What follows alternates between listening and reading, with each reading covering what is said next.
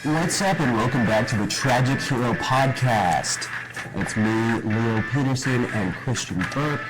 And today we're going to be talking about two tragic heroes today, or I should say one, because it's Antigone versus Creon. Who is our tragic hero?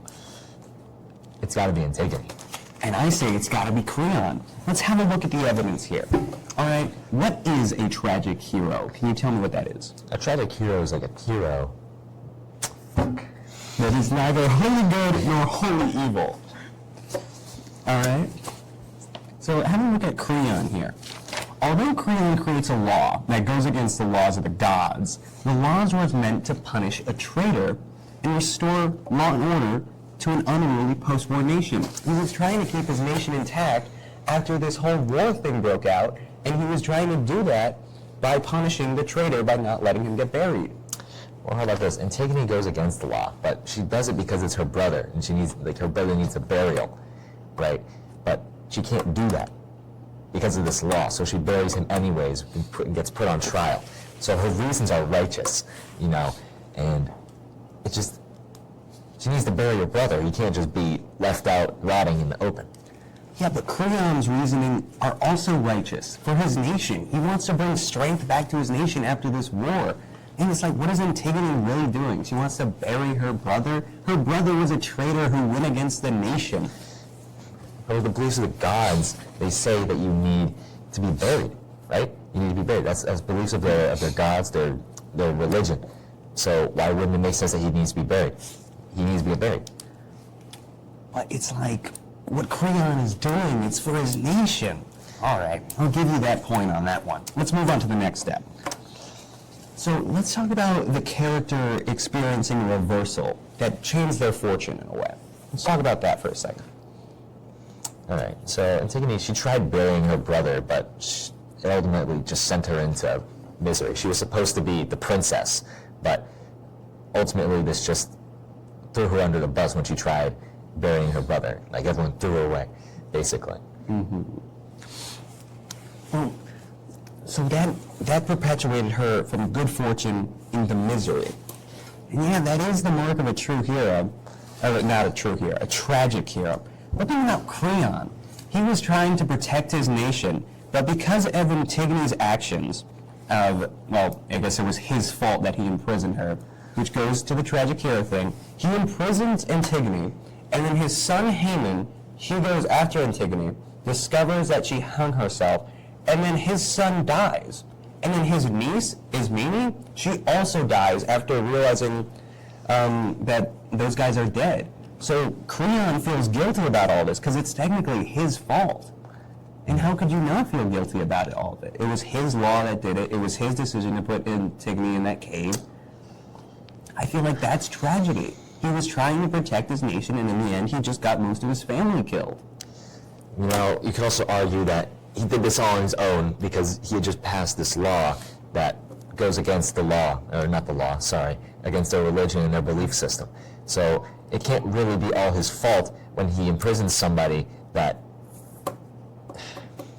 it's very close and dear to his son, and it just...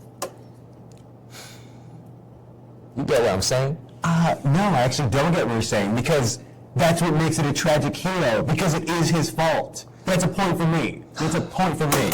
All right, let's go on to the next point. All right, tragic hero downfall is triggered by a tragic flaw, yeah, by their stubbornness or pride, which is what we were just talking about. It was Creon's decision that led to all these deaths. It was Creon's stubbornness that wouldn't let him bury her own brother. That's their law. That's a belief. I don't get it. Why is this belief that's been around for years was only made for one person, and now one person can't get buried anymore? Because that was Creon's choice. That was what made it tragic. It was his choice going against the gods, just like so many other tragic tales we've seen. Creon goes against the gods, and then that leads to his family dying. It's his fault. He's the tragic hero. Antigone, she's just like someone who wanted to bury her brother and whatever, dude. It was her. She died. She died because of this. People died because of this. So many people died because of him. It's all his stubbornness. It's all of his stubbornness. Which means that it's his fault. It's his fault. It's tragic. It's tragic because it's his fault. He feels guilty. He didn't feel any guilt until everyone died. Exactly! That's the tragedy of it. He didn't realize what his actions would do. He was so stubborn to change his views on things that he was like, oh, I'm gonna put her in a cave and let her starve to death. Or kill herself, which she did. You know what? Point for no one. Moving on. Point for no one, moving on. Okay. Okay. The fall is not pure loss. The tragic hero experiences a supreme moment or recognition of the truth. You want to talk about recognition? How about Creon literally saying, it is right that if should be, I alone am guilty. Let death come quick. You know, he's saying that he deserves to die because he's guilty. Why did it focus on me? I'm not sure why it focused on me. Keep going. I didn't. What's Antigone got? Antigone knows that this law was made. She knows that this is blatantly against her brother and her brother alone. However, she goes through with it anyways because she knows that it's not right. You know what happens? She dies. She says, I shall know the truth is the truth in death. But if the guilt lies upon Creon, who, I can't read that. Who judged no, what does it say, no one? Judge Creon. Who judged me. Who judged me, then I pray may his punishment Equal my own. equal my own. Okay. I guess that's a fair point. It's the realization. But her realization, I feel like it's less tragic than Creon's realization. Creon's realization is one of guilt, while her realization is one, I guess that does count as an epiphany though, because she's basically saying that when I die, I will know if I was right or not. Yeah. And if I was, then may Creon be judged just as I have, or just as, dang it, point for you, point for you, point for you. Even in death she knows. Even in death she knows. Right. The hero's downfall affects the welfare of numerous people in the nation. Right. Now, because of Antigone's death, Haman takes his own life, which leads Eurydice to take her own life. Her death also leaves Ismene feeling like she has no one else in the world. Okay. That causes the death of 3 people because of one person dying. Okay. Well, have a Creon. He's new calamity brought upon us. Okay. How about this? It was because of Creon's guilty, conscience, guilty fate, and all the decisions he made postward, that it seems like the kingdom has gone into full calamity. It's like things are going nuts, and people are realizing that it's Creon's actions to go against the gods, and that, he's going against that stuff, and it's like, people are like, Creon sucks, Creon says he doesn't regret killing Antigone. He regrets killing Antigone, but she's not the law. Creating the law, that's not something he regretted. But he does regret it. In his final actions, he's like, free Antigone. He says free Antigone. Free Antigone. He only says this because his family's dead. In any other case, it would have been anyone else. If his family had died, he wouldn't have cared. Okay. Well, okay, fine. He only cares because his family died. If it had said been anybody else. Moderator? Fine. Point for you. Let's keep going. Okay, the audience experiences a release of strong emotions. The audience feels pity and fear for the character. Okay, pity and fear for the character. How about the guy who made a law that killed most of his family? How about that? I feel pity for that guy. Nobody feels pity for him. He did this all on his own. He only started to regret once his own family died. Yeah. But it's like he was trying to fix his nation. Can you lift the chair? He was trying to fix his nation. Post-war, it was in chaos. If people didn't believe in the law, then the law would have failed. So he had to prove to them that he wasn't going to mess around. So not allowing the traitor to be buried was him showing that the law has consequences. Nobody feels fear or pity for him. He made all these decisions on his own, and only once his son, his wife, and his niece died. That's only when he started to care. See, he had no feelings for anyone else during the entire thing. He had outright called Antigone numerous things that were just. What the hell happened? No, it's Focusing again.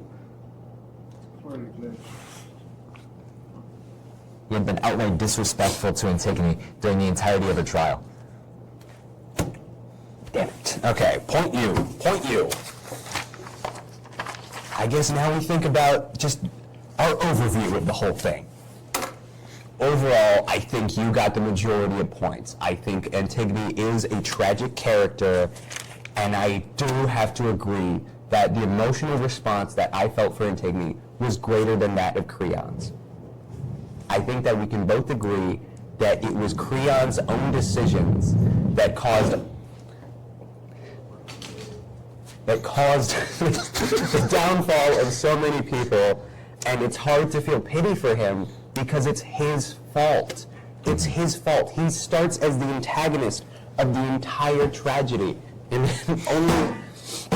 only at the end does he actually feel a sliver of the tragedy that he's causing. So I have to agree with you and say that out of Antigone and Creon, Antigone is the better tragic hero. And now you have your take. Now, Creon, he had made some good points during that, I will admit. At the end, he does get some clarity because he had some regret. He didn't just be like, oh, whatever, screw you, and then move on with his day. I believe he had said something about, where is it? His talk with Teriyaki. He was going through like grief almost. It was like the rage, and then now at the end of the story, his sadness, where he's just sad. He's telling the messenger how he wants to die, or how he shouldn't be alive as well. Yes, I believe it's written here. Macorius says, there is no happiness where there is no wisdom but in submission to the gods. Big words are always punished, and proud men in old age learn to be wise, showing that Creon wasn't wise in his decisions on what he had done. He acted against the gods. He acted against the gods, and it came to bite him right back in the ass. And yeah, so I think that is where we're going to close the story of Antigone. Let us know what you guys think, whether Creon or Antigone was the greater tragic hero. And I just want to say thanks for watching, and thanks for Miss Aganis for letting us film our podcast instead of doing any work. And I hope you have a great day. Also, Matthew, would you like to say anything? You've been here for like the last 5 minutes. Like who's a more tragic hero? Yeah, I guess in your opinion. I would definitely say Creon is more tragic of a hero. Really? Because Antigone knows what she's doing. You know, like there's no tragedy. She knows what she's doing. She knows she's going to get punished. Creon has no clue what's happening, and he slowly starts to realize. You may argue that it took too long for him to realize, so he's not a tragic hero. But he eventually realized. He eventually understood the mistakes he did. So I feel like he's definitely more of a tragic hero than Antigone. I feel like she's more of a martyr. What do you think, Dan? So I wasn't here for the original question. Would you mind repeating it so I could give you an honest answer? Who do you think is more of a tragic hero, Antigone or Creon? I would say Creon. I mean, I haven't really read much of the story, not gonna lie to you, but I would probably say Creon for very reasonable and deep reasons.